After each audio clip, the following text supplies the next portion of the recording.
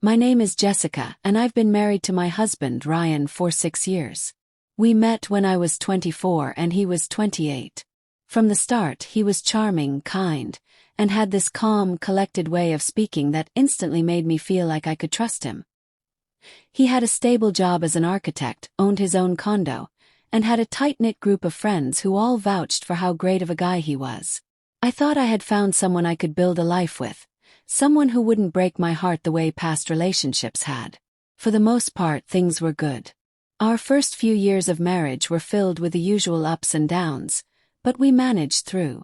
We bought a house in the suburbs of Denver, started talking about having kids, and adopted a golden retriever named Max. Life felt stable. Comfortable. Maybe too comfortable looking back now. It started with little things.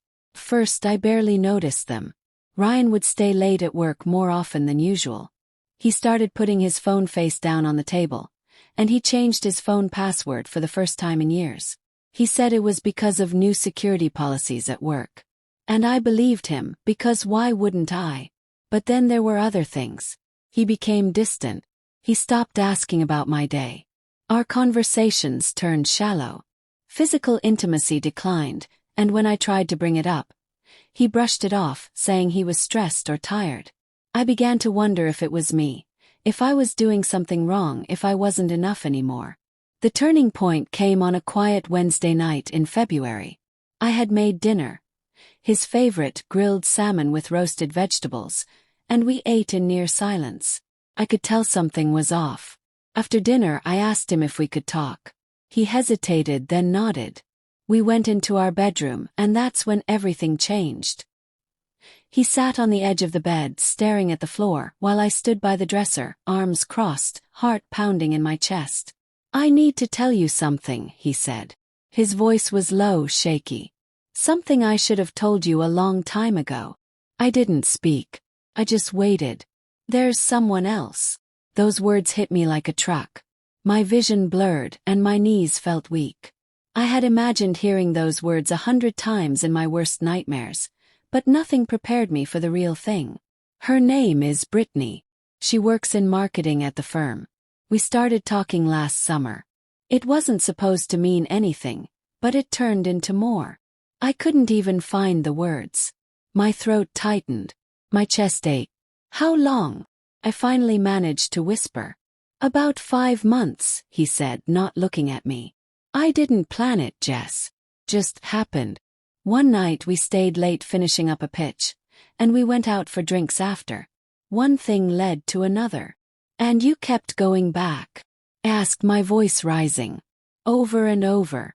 For 5 months. I know how it sounds. I hate myself for it. I didn't tell you because I didn't want to hurt you." "No, Ryan," I snapped. "You didn't tell me because you didn't want to deal with the consequences." He didn't argue.